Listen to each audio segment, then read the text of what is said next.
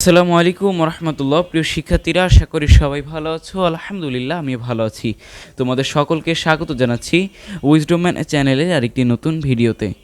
আজকে আমরা পড়ব তোমাদের সপ্তম শ্রেণীর ইংলিশ বিষয়ের অ্যাক্টিভিটি 4.9-এ যে কাজটা রয়েছে, আমরা এই অ্যাক্টিভিটিটা আজকে আমরা আলোচনা করব। তোমাদের বইয়ে থাকা পৃষ্ঠা নাম্বার 37-এ এই অ্যাক্টিভিটিটা রয়েছে। তো এখানে মূলত তোমাদেরকে একটা অ্যাডজেক্টিভের উপরে কাজ করতে বলা হয়েছে। তো এইটার ধারণা কিন্তু তোমরা গত ক্লাসে একটু পেয়ে গেছো। যেমন এইখানে একটা জিনিস হয়েছে যে আমরা গত ক্লাসে 4.8-এ দেখেছিলাম forming of the comparison of adjective, মানে অ্যাডজেক্টিভের যে কম্পারিজন করার জন্য যে আছে, প্রকারভেদটা আছে, সেটা এখানে দেখানো হয়েছিল। যেমন পজিটিভ ডিগ্রি, কম্পারেটিভ ডিগ্রি আর সুপারলেটিভ ডিগ্রি। তো এই তিনটা হলো ফর্ম রয়েছে। তো এই ফর্মটা কীভাবে গঠিত হয় সেটা আমরা এখানে একটা 5টা রুলসের মাধ্যমে জেনেছি। তো এরপর আমাদেরকে ইররেগুলার অ্যাডজেক্টিভসের কিছু রুল অনুযায়ী এক্সাম্পল দেওয়া হয়েছে। তো প্রথম এক্সাম্পলে পজিটিভ ডিগ্রিতে ছিল গুড, কম্পারেটিভ ডিগ্রিতে বেটার এবং সুপারলেটিভ ডিগ্রিতে ছিল হলো বেস্ট। তো এরকম করে কয়েকটা ওয়ার্ডের কিন্তু আমাদের ফর্ম দেওয়া ছিল, রুল অনুযায়ী ওয়ার্ডের এক্সাম্পল দেওয়া ছিল। তো এর পরবর্তী অ্যাক্টিভিটিতে আমাদেরকে এইগুলো কাজে লাগে, রুলের এবং এক্সাম্পল কাজে লাগিয়ে, ধারণাটাকে কাজে লাগিয়ে আমাদের এরপরে কী করতে বলা হয়েছে, read the rules again and write the comparative and superlative degrees of the given adjectives in the exercise বুক। মানে আমাদের যে রুলটা ছিল উপরে যে আমরা দেখালাম অ্যাক্টিভিটি 4.8-এ, তো এই 5টা রুলস আগে পড়তে বলা হয়েছে একবার, এবং তারপরে বলা হয়েছে যে সুপারলেটিভ ডিগ্রি এবং কম্পারেটিভ ডিগ্রি যে এক্সারসাইজ বইয়ে যে ওয়ার্ডগুলো দেওয়া আছে নিচে, সেই ওয়ার্ডগুলোর সুপারলেটিভ ডিগ্রি এবং কম্পারেটিভ ডিগ্রি বের করতে বলা হয়েছে। তো দেখো এখানে আছে হলো slow, beautiful, happy, dangerous, ugly, thin, famous, far, cold, handy, তারপর ট্যালেন্টেড, ফ্যাট। তো এই কয়েকটা ওয়ার্ডের আমাদেরকে বলা হয়েছে কম্পারেটিভ ডিগ্রি এবং সুপারলেটিভ ডিগ্রি বের করতে। ঠিক আছে, তো প্রিয় শিক্ষার্থীরা, চলো আমরা এটার সুপারলেটিভ ডিগ্রি এবং কম্পারেটিভ ডিগ্রিটা কী হতে পারে আমরা দেখে আসি অ্যান্সার স্ক্রিপ্টটা।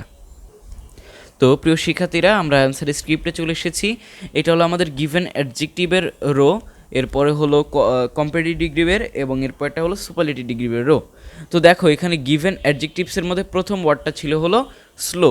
তো স্লোয়ের কম্পারেটিভ ডিগ্রি হলো বা ফর্ম হলো স্লোয়ার, আর যোগ হয়েছে, এবং সুপারলেটিভে WEST, ঠিক আছে, EST যোগ হয়েছে, মানে স্লোয়েস্ট।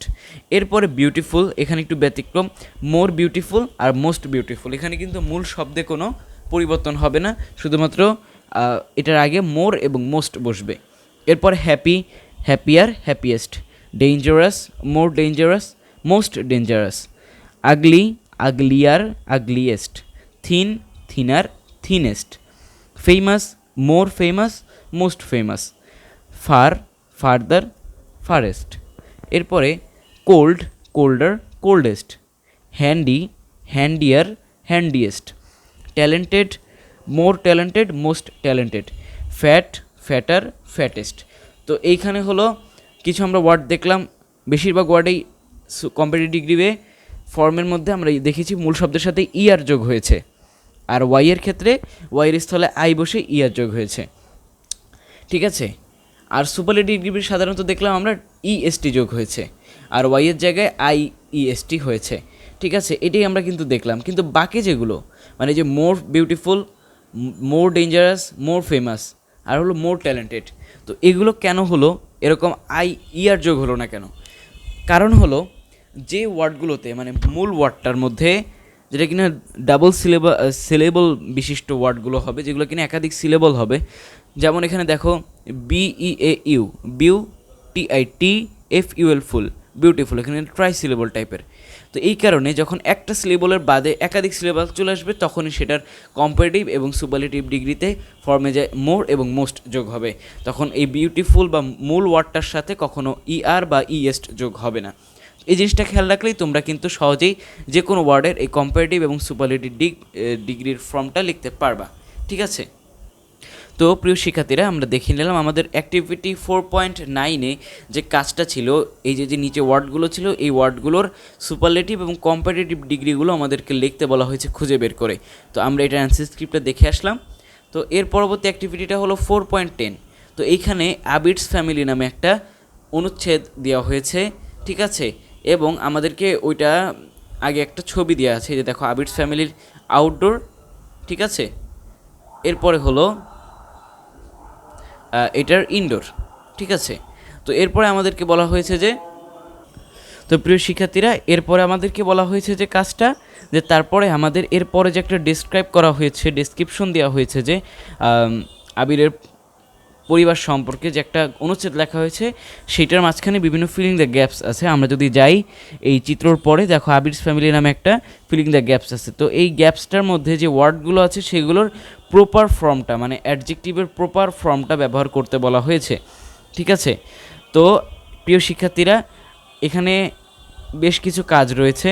তো এর পরবর্তী ক্লাসে আমরা এই অ্যাক্টিভিটিটা থেকে শুরু করব 4.10, আর এই অ্যাক্টিভিটিটার মাধ্যমে আমাদের কিন্তু অধ্যায়ের প্রায় লাস্ট কাজে চলে আসবে, এবং তারপরে আমাদের শুধুমাত্র কয়েকটা অ্যান্সারিং স্ক্রিপ্ট কোশ্চেন অ্যান্সারের মাধ্যমে আমাদের এই অধ্যায়টা শেষ হয়ে যাবে। তো আগামী ক্লাসে আমরা ইনশাল্লাহ এই আবিডস ফ্যামিলির এই যে ছকটা আছে, এই যে ফিলিং দ্য গ্যাপসের যে অনুচ্ছেদটা রয়েছে, আমরা এটা পূরণ করব ইনশাআল্লাহ, ঠিক আছে। তো আজকের ক্লাসটা এই পর্যন্তই, দেখা হবে এর পরবর্তী ক্লাসে। সে পর্যন্ত সবাই ভালো থাকো, সুস্থ থাকো, আল্লাহ হাফেজ, আসসালামু আলাইকুম ওয়া রাহমাতুল্লাহি ওয়া বারাকাতুহু।